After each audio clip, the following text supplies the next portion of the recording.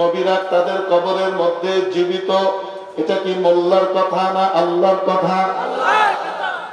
আল্লাহর কথা হইলে কি হবে, নবীজির কথা হইলে কি হবে, সহিহ হাদিসের সিহহাতের চূড়ান্ত পর্যায়ে পার করে গেলে কি হবে? আমাদের দেশে সহিহ হাদিস মানার দাবিদার কিছু মৌলভী সাহেব আছে। সাধারণ মানুষ যারা সহিহ হাদিস মানার জন্য যায়, এদের দিল ভালো, মন খোলা, সহিহ হাদিস অথেন্টিক মানতে চায়, এই জন্য তারা ওদিকে শিরোনাম দেখে আর ব্যানার দেখে লাফ মারে।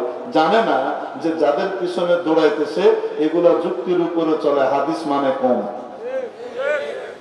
হাদিস যদি তার যুক্তি অনুপাতে হয়, মন মতো হয়, তাহলে ঠিক আছে। আর হাদিস যদি হানাফি মাযহাবের পক্ষে হয়, তাহলে আর ভালো লাগে না। তার মত মতো না হইলে যত সহিহ হাদিস হোক না কেন, মুতাওয়াতির হাদিস হইলেও তার ভালো লাগে না। যুক্তির সাথে না মিললে মানতে চায় না। আল্লাহর নবী তার কবরের ভিতরে জীবিত। কিভাবে জীবিত, কেমন জীবিত, কে জানেন? আমরা জানি না, বাস শুধু আমরা এতটুকু জানি, আল্লাহর নবী তার কবরের ভিতরে, নবীরা তাদের কবরের ভিতরে কি থাকে? জীবিত থাকে। এই জীবনের রূপ কেমন, আকৃতি কেমন, কে জানে? অতএব নবীজি বলেছেন, আমরাও বিশ্বাস করি। ঠিক কি ঠিক না? কোন যুক্তির দরকার আছে? কোন যুক্তির দরকার নেই।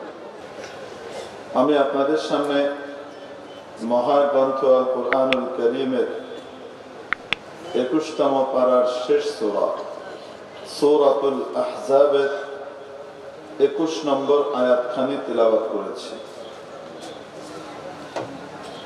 আল্লাহ তাবারক ওয়া তাআলা এই আয়াতে কি ইরশাদ করেছেন, তার উপর আলোকপাত করার আগে আরেকখানি আয়াতের যে ক্ষুদ্রাংশ তিলাওয়াত করেছি তার উপর সামান্য আলোচনা, ভূমিকা টেনে সেখানে চলে যাব ইনশাআল্লাহ। প্রিয় উপস্থিতি, আল্লাহ রাব্বুল আলামিন আমাদেরকে জানিয়ে দিলেন এবং বললেন, ওয়া হুয়া মাআকুম আইনামা কুনতুম, তোমরা যেখানেই থাকো না কেন আমার বান্দা বান্দীরা, তিনি অর্থাৎ আমি আল্লাহ তোমাদের সাথেই আছি। আল্লাহ তাবারক ওয়া তাআলা এই আয়াতের মাধ্যমে আমাদেরকে জানিয়ে দিলেন যে বান্দা, তুমি যদি আমার সাথে সম্পর্ক আমার হুকুম আহকাম পালন করার মাধ্যমে সুদৃঢ় করো, তাহলে আমি যেমন তোমার কাছে আছি, তুমিও আমার কাছাকাছি হওয়ার সুযোগ লাভ করবে। আল্লাহ তাআলা জানালেন, তোমার সাথে আমার যে সম্পর্ক, এটা শুধুমাত্র গোলাম এবং মনিবের সম্পর্ক, বাদী এবং মনিবের সম্পর্কের চেয়েও আরো উপরের সম্পর্ক, বন্ধুত্বের সম্পর্ক আমি আল্লাহ কামনা করি। বন্ধুত্বের দাবি হলো কাছাকাছি থাকা, নিকটে থাকা। বন্ধু, তুমি যদি চকরিয়া থাকো, আমাকেও চকরিয়া রাখো। তুমি যদি কক্সবাজার থাকো, আমাকেও কক্সবাজার রাখো। তুমি যদি চট্টগ্রাম থাকো, আমাকেও চট্টগ্রাম রেখো। তুমি যদি রাজশাহী থাকো, তো আমাকেও রাজশাহী রেখো। তুমি যদি কুড়ে ঘরে থাকো, তো আমাকেও কুড়ে ঘরে রেখো। এই ধরনের দাবি বন্ধুত্ব এবং ভালোবাসার দাবি। ঠিক কি ঠিক না?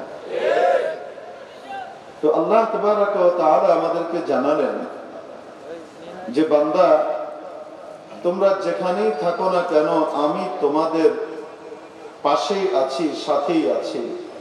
অতএব আমার হুকুম আহকাম পালনের মাধ্যমে তোমরাও আমার কাছাকাছি হওয়ার জন্য চেষ্টা করো।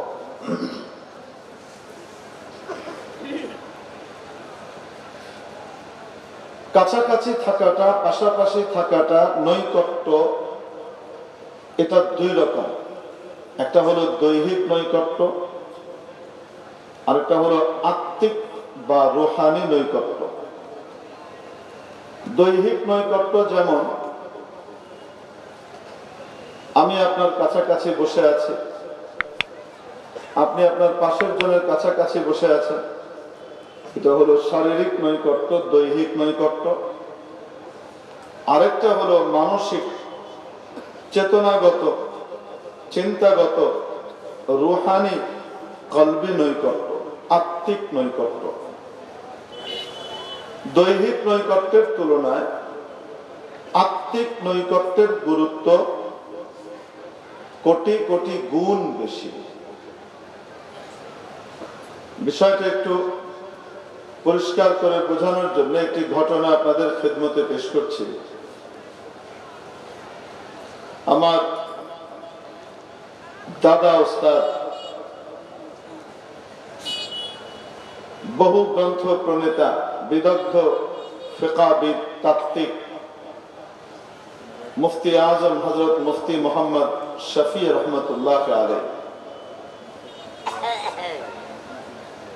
হজ শেষ করে মদিনায় তয়্যিবায় হাজিরি দেওয়ার জন্য হাজির হয়েছেন।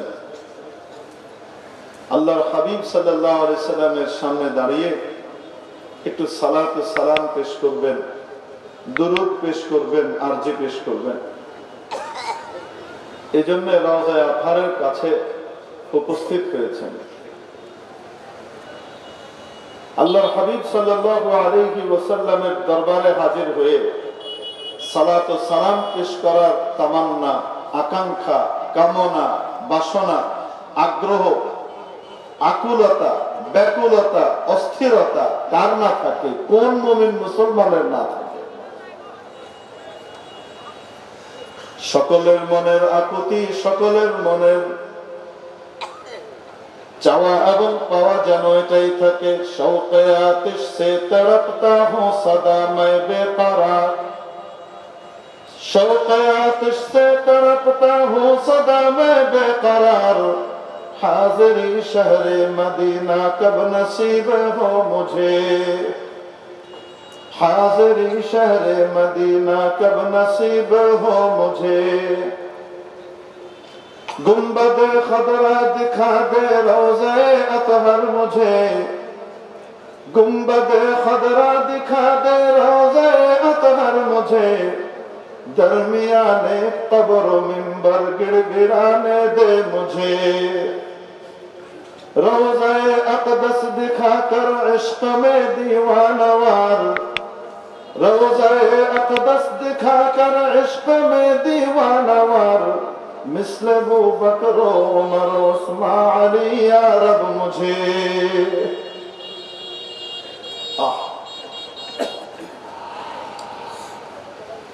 দরবারে নববীতে হাজির হয়ে সালাত ও সালাম পেশ করার কামনা আর বাসনা নিয়ে একজন ইমানদার মুসলমান তার নিজের জীবনটা শেষ করে দেয়। কারো কপালে জোটে, কারো তৌফিকে নসিব হয় না। না হলেও চিন্তার কারণ নাই।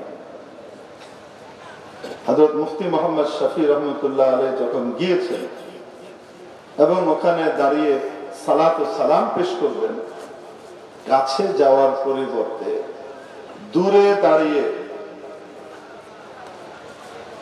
জড়সড় হয়ে একদম ভয়ে সিটিয়ে গিয়েছেন, এমন ভাবে সালাত ও সালাম পেশ করছেন। দূর থেকে কাছে যাওয়ার হিম্মত হচ্ছে না। কারণ এটা কোন জায়গা, এটা কোন দরবার, যে দরবারের নেক নজর পেয়ে গেলে আল্লাহ তাবারাকা ওয়া তাআলার রহমতে বেড়া পার।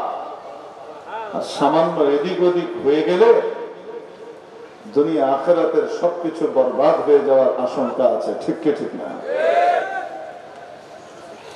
যে স্থানের সাথে, মাটির যেই জায়গার সাথে সরকারে দো জাহান শফিউল মুজনিবিন রাহমাতুল লিল আলামিন নবীজি মুহাম্মদুর রাসূলুল্লাহ সাল্লাল্লাহু আলাইহি ওয়াসাল্লামের প্রিয় বদনখানি লেগে আছে, স্পর্শ করে আছে, ওই জায়গাটার দাম আল্লাহ তাআলার কাছে নিজের আরশের চাইতেও বেশি, বেশি আরশের চেয়েও প্রিয়। খাতামুল ফুকাহা ওয়াল মুহাদ্দিসিন ইমামুল আসর আল্লামা আনওয়ার শাহ কাশ্মীরি রহমাতুল্লাহ আলাইহি ওই জায়গার গুরুত্ব এবং অবস্থা, নাজুকতা, স্পর্শকাতরতা বুঝাতে গিয়ে তার ভাষায় এভাবে ব্যক্ত করেছেন। পাকিজা তারাজ আরশ বরি জান্নাত ও আফলাক पाकीज़ा तरज़ अर्श बड़ी जन्नत अखलाक आराम गाहे पाक रसूल अरबी है ऐ ज़ाहिर बैते नबवी याद रहे ये ऐ ज़ाहिर बैते नबवी याद रहे ये बेकायदा या जुम्बिश लब बेअदबी है आहिस्ता कदम पस्त निगाह पस्त सदा हो आहिस्ता कदम पस्त निगाह पस्त सदा हो खाबीदा यहाँ रूह रसूल अरबी है ओ नबीर रोजा ज़ियारत करी ओ नबीर बाड़ी दर्शन करी তুমি একটু কান খুলে শুনে নিও কোথায় এসেছো বুঝে নাও তুমি তো এমন জায়গায় উপস্থিত হয়েছো যেই জায়গার মূল্য রব্বুল আলামিনের নিকট নিজের আরশের চেয়েও অনেক বেশি যেই জায়গার মর্যাদা নিজের আরশের চেয়েও মাওলায়ে পাকের কাছে বেশি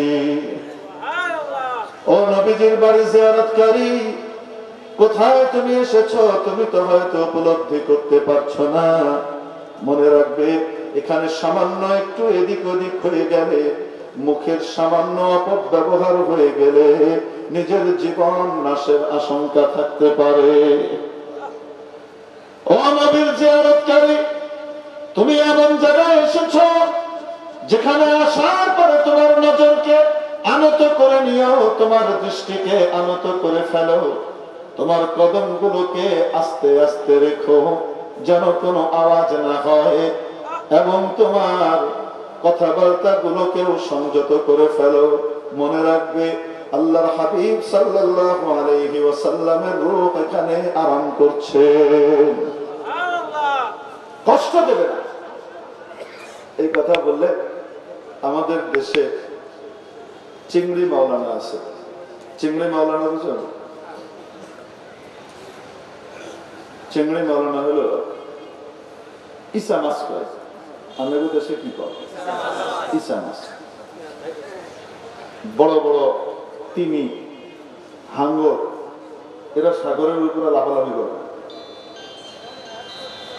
তীব্র গতিতে ছুটে এদের গতি অনেক এরা কিং সাগর মহাসাগরের কিং এরা কিন্তু লাফালাফি করে কম তার তুলনায় ঈসা মাছ উত্তনের দূরা লাভ যে মারে দেখছেন লাভ কেমন মারে আসতে নেই আর হুন্ডা দিয়ে লাভ মারে এভাবে পিছের দিক দিয়ে এমন এক লাভ মারে পারলে সে আকাশ ছুঁয়ে দিবে না জানি কি আরে আছে না নাই তো কোরআন হাদিসের ইলমের দিক থেকে যাদের অবস্থা এই পিচ্চি ঈসা মাছের মতো তারা ইমাম আবু হানিফা রহমতুল্লাহ আলাইহির মাসলাক আর মাযহাব আর মাসআলা বললে তাদের পেট ভরে না তারা এখানে ক্যাঁকুঁ করতে থাকে আমি নাম বলবো না আছে না নাই এদের হাতের ভিতরে একটা শিরিকের সিল নিয়ে ঘুরে এরা রাবার স্ট্যাম্প সিল জেনে সেনে কি মারতে থাকে শিরিক শিরিক শিরিক শিরিক শিরিক মারতে থাকে আছে না নাই আল্লাহর হাবিব সাল্লাল্লাহু আলাইহি ওয়াসাল্লামের সহিহ হাদিস মানার দাবি করে অথচ যদি যুক্তিতে না ধরে মানতে চায় না দলিল দিব আল্লাহর হাবিব সাল্লাল্লাহু আলাইহি ওয়াসাল্লাম ইরশাদ করেছেন সহিহ হাদিস আল আম্বিয়া ও আহইয়াউন ফি কুবুরিহিম নবীরা তাদের কবরের ভিতরে জীবিত থাকেন এই কথা কার আল্লাহর হাবিবের ঠিক কি ঠিক না আরে আল্লাহর নবীর কথা মানে কার কথা আরো আসতে বলে কেন সূরাতুন নাজমের ৪র্থ আয়াতে মাওলা বলে দিয়েছেন ওয়া মা ইয়ানতিকু আনিল হাওয়া মুহাম্মদ নিজের মন থেকে কোনো কিছু বলেন না ইন হুয়া ইল্লা ওয়াহয়ুন ইউহা যা বলেন তা আল্লাহর তরফ থেকে ওহী পান তাই বলেন मुहम्मद हरगिज न गुफ्ता ताना गुफ्ता जबराइल मुहम्मद हरगिज न गुफ्ता ताना गुफ्ता जबराइल जबराइल हरगिज न गुफ्ता ताना गुफ्त रब्बुल जलील नबी তা নিজের তরফ থেকে বলেন না আল্লাহর তরফ থেকে বলেন? অতএব যদি নবীজি বলেন নবীরা কবরের মধ্যে জীবিত থাকেন, তাহলে এই কথা কি নবীর না আল্লাহ? নবীরা তাদের কবরের মধ্যে জীবিত, এটা কি মোল্লার কথা না আল্লাহর কথা? আল্লাহর কথা হইলে কি হবে, নবীজির কথা হইলে কি হবে, সহিহ হাদিসের সিহহাতের চূড়ান্ত পর্যায়ে পার করে গেলে কি হবে? আমাদের দেশে সহিহ হাদিস মানার দাবিদার কিছু মৌলভী সাহেব আছে। সাধারণ মানুষ যারা সহিহ হাদিস মানার জন্য যায়, এদের দিল ভালো, মন খোলা, সহিহ হাদিস অথেন্টিক মানতে চায়, এই জন্য তারা ওদিকে শিরোনাম দেখে আর ব্যানার দেখে লাফ মারে। জানে না যে যাদের পিছনে দৌড়াইতেছে এগুলা যুক্তির উপরে চলে, হাদিস মানে কম। হাদিস যদি তার যুক্তি অনুপাতে হয়, মন মতো হয়, তাহলে ঠিক আছে। আর হাদিস যদি হানাফি মাযহাবের পক্ষে হয়, তাহলে আর ভালো লাগে না। তার মত মতো না হইলে যত সহিহ হাদিস হোক না কেন, মুতাওয়াতির হাদিস হইলেও তার ভালো লাগে না। যুক্তির সাথে না মিললে মানতে চায় না। আল্লাহর নবী তার কবরের ভিতরে জীবিত। কিভাবে জীবিত, কেমন জীবিত, কে জানেন? আমরা জানি না, বাস শুধু আমরা এতটুকু জানি, আল্লাহর নবী তার কবরের ভিতরে, নবীরা তাদের কবরের ভিতরে কি থাকে? জীবিত থাকে। এই জীবনের রূপ কেমন, আকৃতি কেমন, কে জানে? অতএব নবীজি বলেছেন, আমরাও বিশ্বাস করি। ঠিক কি ঠিক না? কোন যুক্তির দরকার আছে? কোন যুক্তির দরকার নেই। আমরা যুক্তি মানি না, আমরা নবীর বাণী মানি। বুঝাইতে পারি না? এখন আল্লাহর হাবিবের সামনে দাঁড়িয়ে যেন কেউ বেয়াদবি না করে, এই কথা বললে আনোয়ার শাহ কাশ্মীরি বলছেন, খাতামুল ফুকাহা ওয়াল মুহাদ্দিসিন, উনি যেহেতু বলছেন তারপরেও বলবে, আনোয়ার শাহ কাশ্মীরি আলেম ভালো, কিন্তু শিরিকের গন্ধ আছে। কিসের গন্ধ আছে? শিরিকের গন্ধ আছে। আল্লাহ এগুলোর হেদায়েত করুন, বলেন আমিন। শিরিকের গন্ধ আছে। কেন?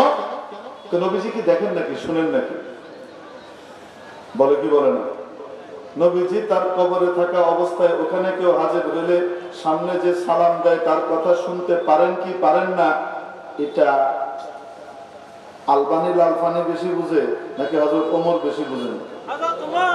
বলেন না কেন? কে বেশি বুঝে?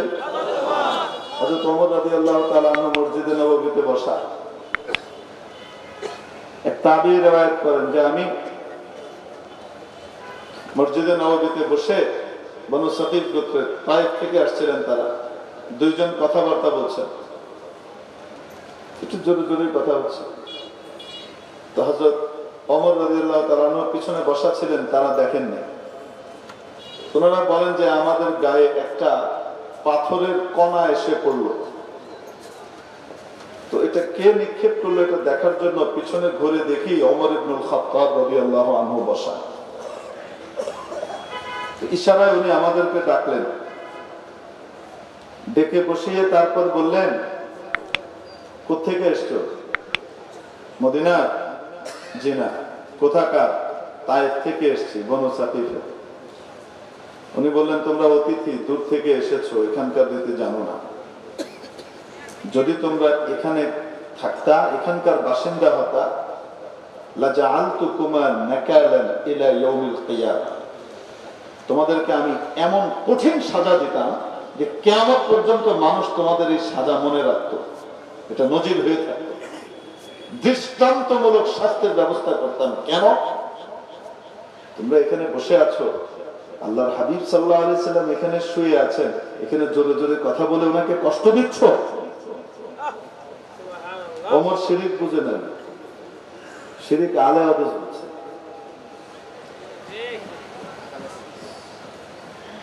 প্রয়োজনের চেয়ে বেশি বুঝলে সমস্যা হয় কেন? প্রয়োজনের চেয়ে কম বুঝলেও সমস্যা হয়। যতটুকু দরকার ততটুকু বুঝলেই লাইনে থাকে। ঠিক কি ঠিক না? 3 ভাই ছাদের উপরে হাই জাম্প দিচ্ছে। হাই জাম্প বুঝেন তো? এরকম কি দিছে, আরে দড়ি টানাইছে, এই দড়ির উপর দিয়ে লাফ দিয়ে কি করতে হবে? যেতে হবে। এক ভাই লাফ দিছে, এই বেচারা আটকায় গেছে, জোর ওরকম হয়নি। আরেকজন পিছন থেকে এসে লাফ দিছে, সে দড়ি পার করে ওই পাশে গিয়ে পড়ছে। আরেকজনকে আমি করছে বেশি জানি, পিছন থেকে এসে তোড়ায় এসে জোরে লাফ দিছে, ছাদ পার করে গেছে, 5 তলাতে তলায় বসে। বুঝেন কি বলি? এই জন্য নবী করিম সাল্লাল্লাহু আলাইহি ওয়াসাল্লামের বাণীর দিকে ভ্রুক্ষেপ না করা, না মানা, হাদিসকে বাইপাস করে নিজের মন মতো চলতে থাকা, এটা হলো ওই প্রথম ছেলের মতো, যে ছেলে লাফ দিয়ে আটকে গেছে। দ্বিতীয় জন হলো হাদিস এবং কোরআনের প্রতি যথাযোগ্য মর্যাদা দিয়ে যেমন যেটা তেমন সেটা আকাবিরের লেহাজে তাবেঈন তবে তাবেঈন সাহাবায়ে কিরামের ব্যাখ্যা মেনে তারপর সেটা অনুযায়ী আমল করছে, এ হলো দ্বিতীয় ব্যক্তির মতো। আর আরেকজন হাদিস মানতে হবে, এজন্য হাদিসে থাকলেও মন মতো হয় নাই, তাই সেটা অস্বীকার। হাদিস মানার দোহাই দিয়ে সহি সহি হাদিসের কথা বলে এত জোরে লাফ মারছে, এক কেড়ে গিয়ে ছাদ পার করে তলায় করতেছে। শিরিক, একদল তো শিরিকের ভিতরে ঢুকে যাচ্ছে, আরেক দল শিরিক থেকে বাঁচছে এবং যেটা শিরিক নয় সেটাকে শিরিক না এটাই মনে করছে। আরেক দল যেটা শিরিক না ওইটারও শিরিক মনে করতেছে। পার্থক্য মনে বুঝাইতে পারি না।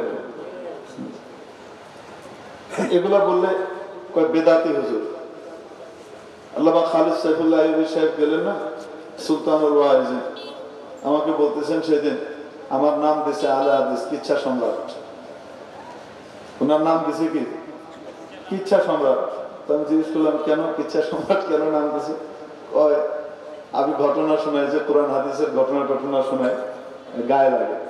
ঘটনাগুলো সবগুলো শোনাই তো, যেগুলো আগে হুজুররা কয় না হেডিও কিন্তু গায়ে লাগে। কি করবো, আমার নাম দিছে কিচ্ছা সম্রাট। কি করার আছে? নবীদেরকেও এরকম উপাধি তার নাদান উম্মত দিয়েছে, কোরআন শরীফের ভিতরে আছে, এখন এগুলোর দিকে যাব না। হযরত মুফতি মুহাম্মদ শফি রহমাতুল্লাহ আলাইহি স্থানের স্পর্শকাতরতা নাজুকতা উপলব্ধি করে দূরে দাঁড়িয়ে সালাত ও সালাম পেশ করছেন, কাছে যেতে ভয় পাচ্ছেন। হঠাৎ যেন আওয়াজ শুনতেছেন যে রওজায়ে আতহার থেকে আওয়াজ আসে, ও মুফতি মুহাম্মদ শফি দূরে কেন দাঁড়িয়ে সালাত পেশ করো, সামনে আসো, কাছে আসো। মনে রাখবে, যদি কোনো ব্যক্তি আমার সুন্নতের ধার না ধারে, আমার তরিকাকে ফলো না করে, আমার রেখে যাওয়া দিনকে সঠিকভাবে না মানে, সে আমার কবরের ভিতরে ঢুকে গেলেও সে আমার কাছ থেকে যোজন যোজন দূরে। আর যে ব্যক্তি আমার সুন্নতের উপর আমল করে, মাথা থেকে পা পর্যন্ত ভেতরে বাইরে নিজেকে আমার তরিকা আর সুন্নতের আলো দিয়ে সাজায়, এরকম ব্যক্তি যদি পৃথিবীর কোনায় থাকে, অপর প্রান্তেও থাকে, সে আমার অনেক নিকটে কাছাকাছি অবস্থান করে। এজন্য বলছিলাম, দৈহিক এবং শারীরিক নৈকট্যের তুলনায় আত্মিক নৈকট্যের গুরুত্ব কোটি কোটি গুণ বেশি। রব্বুল আলামিন আমাকে আপনাকে জানিয়ে দিলেন, ওয়া হুয়া মাআকুম আইনামা কুনতুম।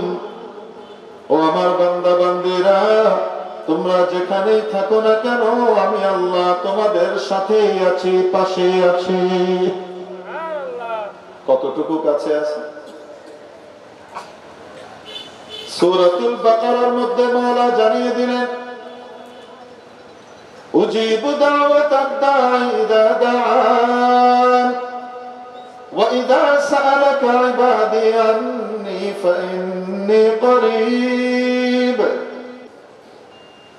ও নবী, আপনার কাছে যখন আমার বান্দা বান্দীরা এসে জানতে চায় আমি কোথায়, আমি কত দূরে, বলে দেন অতি নিকটে, আমি অতি নিকটে। কতটুকু কাছে? উজিবু দাওয়াতাদ দাঈ ইযা দাআন।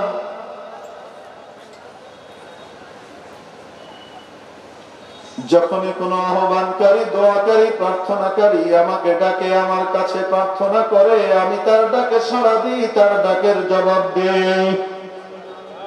এত কাছে, সে ডাকলেই আমি শুনি। এবং না শুনলে কি জবাব দেয় নাকি? যখনই ডাকে আমি জবাব দিই এবং আমি শুনি। এত কাছে, তাহলে আমরা ধারণা করে নিতে পারি এতটুকু কাছে, ঠিক না? আমি ডাকলে আপনি শুনবেন, এতটুকু কাছে। আসলে এতটুকু কাছে কেমনে বলি? কারণ এটা ডাকলে শুনতে পারা, এটার দ্বারা যদি নৈকট্য নির্ণয় করতে হয়, তো তাহলে সেখানে এক এক মানুষ তার ডাকের শক্তি, গলার স্বরের শক্তি এবং যিনি শুনবেন তার শ্রবণ শক্তি, দুইজনের উপরে ভিত্তি করে এটার কাজ এবং দূরত্ব নির্ণীত হয়। একজন বাজখাই গলার লোক যদি এখান থেকে আওয়াজ করে, তাহলে ওই মাহফিলের শেষ মাথা থেকে, রাস্তা থেকে একজন মানুষ শুনতে পাবে, ঠিক কিনা? আর যদি আমার মতো দুর্বল স্বরের কোনো মানুষ ডাক দেয়, তো তাহলে 20-25 হাত দূর থেকে হয়তো ঠিক মতো শুনতে পাবে না। হযরত আব্বাস রাদিয়াল্লাহু তাআলা আনহু,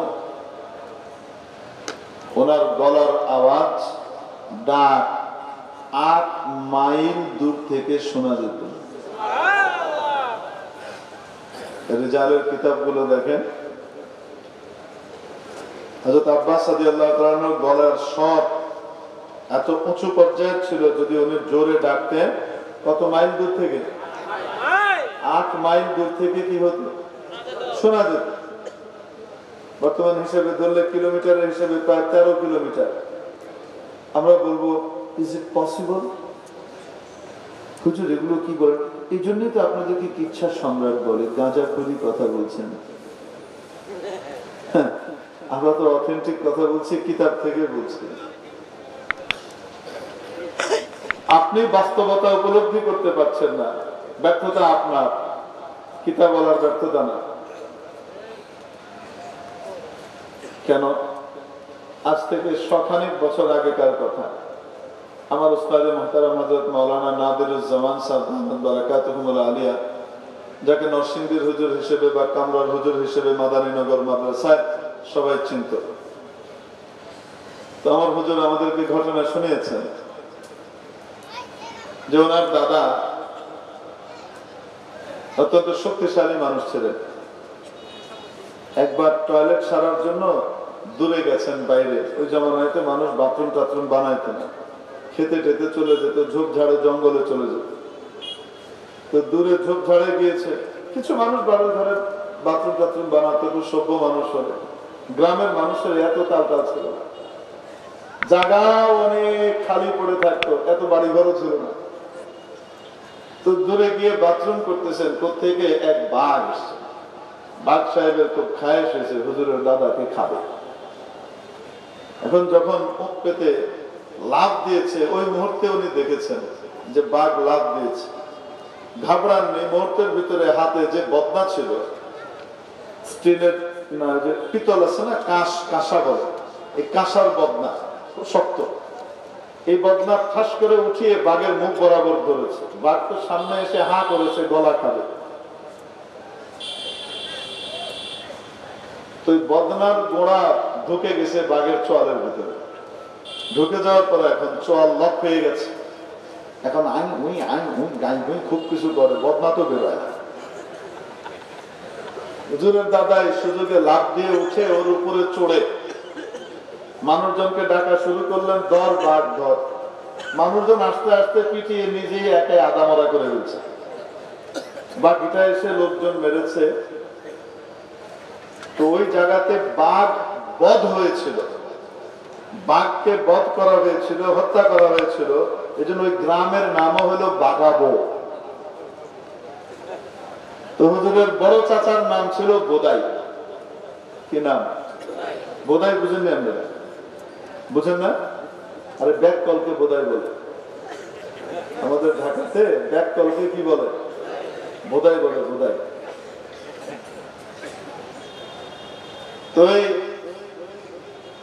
কত টাইপের আজব আজব আজব সব নাম থাকে, বল্টু, নাট, স্ক্রু, ট্যাবলেট, বদনা, বালতি, কত আনকমন নাম সব ব্যাগ করবে কয়েকদিন পরে। দেখেন বল্টু তো আছে এখন, নাই? আছে তো, সল্টু, বল্টু, লালটু, তিন ভাই না। তো এরকম হুজুর তার চাচার কথা বলছেন, বড় চাচার কথা। বড় চাচাকে বাজারে পাঠানো হয়েছে, হাটে। তখনকার আমলে এরকম আশপাশে যে কোনো জায়গাতে মুদি দোকান থাকতো না যে চাইলেই দোকান থেকে জিনিস কিনে আনা যেত। হাট হইতো, সপ্তাহে একদিন এখানে, আরেকদিন ওই জায়গায়, আরেকদিন অমুক গ্রামে, এরকম হাট বসতো না। দূর দূর থেকে গিয়ে মানুষ হাট থেকে বাজার করে নিয়ে আসতো। আপনারা মনে হয় এরকম হাট দেখেন না? দেখেছেন? মুরব্বীদেরকে জিজ্ঞেস করে নিয়ে হাটে পাঠিয়েছে। ওনার দাদি যান লবণ আনার কথা বলতে ভুলে গেছে, তো চলে গেছে বোধহয় বেশ আগে। ওনার দাদাজন বের হয়ে ডাক দিয়ে বলছেন, ও বোধহয় নুন আনিস। বোধহয় যখন বাড়ি থেকে, বাজার থেকে বাড়িতে ফিরছে, দেখা গেল অন্যান্য সদাই পত্রের সাথে সাথে লবণটাও আছে। জিজ্ঞেস করলো, কিরে লবণ আনলি যে? আপনি যে কইলেন। আমি কইলাম, তুই শুনছ? হ্যাঁ, কই আসলি? তখন তো বাড়িতে 3 মাইলের পরে গেছি, 4 মাইলের কাছাকাছি আসলাম। বাড়ি থেকে 4 মাইল দূরে বোধহয় নুন আনিস শুনতে পেয়েছে। ওই জমানায় ফরমালিনও ছিল না, সারও ছিল না, 2 নম্বরও ছিল না। মানুষ যা খাইতো খাঁটি খাইতো। বড় বিষয় হলো গুনাহও এত বেশি ছিল না, ইন্টারনেটের অপব্যবহারও ছিল না, এত গুনাহ মানুষ কল্পনাই করতে পারত না। আল্লাহ তাআলার নিয়ামত ছিল, শোনার শক্তিও বেশি ছিল মানুষের, গলার আওয়াজও বেশি ছিল। আল্লাহু আকবার কবীরা। তো 100 বছর আগেকার মানুষের আওয়াজ যদি 3 মাইল 4 মাইল দূর থেকে শোনা যায়, 1400 বছর আগেকার নবীর বংশের মানুষ, পৃথিবীর সবচেয়ে উন্নত প্রজাতির তাগড়া মানুষ হযরত আব্বাস রাদিয়াল্লাহু তাআলা আনহুর শক্তি সমর্থ আওয়াজ, গলার স্বর 8 মাইল দূর থেকে শোনা যাবে, এটা কি অসম্ভব? তাহলে এটা দিয়েও বোঝা যায় না আল্লাহ তাআলা আসলে কতটুকু কাছে, কতটুকু দূরে। এজন্য মাওলায়ে কারীম অন্য আয়াতে এটার ব্যাখ্যা করে দিলেন, ওয়া নাহনু আকরাবু ইলাইহি মিন হাবলিল ওয়ারিদ। বান্দা তার হাবলুল ওয়ারিদের যতটুকু কাছে, আমি আল্লাহ তার চেয়েও বেশি কাছে। বান্দার হাবলুল ওয়ারিদ তার যতটুকু নিকটে, আমি আল্লাহ তার চেয়েও বেশি নিকটে। প্রশ্ন হলো, হাবলুল ওয়ারিদ কি জিনিস আর আমি কোথায় থাকি? আপনি বলবেন, হুজুর আপনি চেয়ারে বসছেন, আমরা নিচে বসছি, আসি কোথায় দেখতেই তো পাইতেছি। এটা আমি না, এটা আপনি না, এটা আমার আপনার শরীর। আমি আর আপনি অন্য জিনিস। আমি আর আপনি যখন চলে যাব, তখন এই শরীরটা আমি আর আপনি থাকবো না, লাশ হয়ে পড়ে থাকবে, মাটির খোরাক হবে, পচন ধরবে, নড়াচড়া করতে পারবে না। ঠিক কি ঠিক না?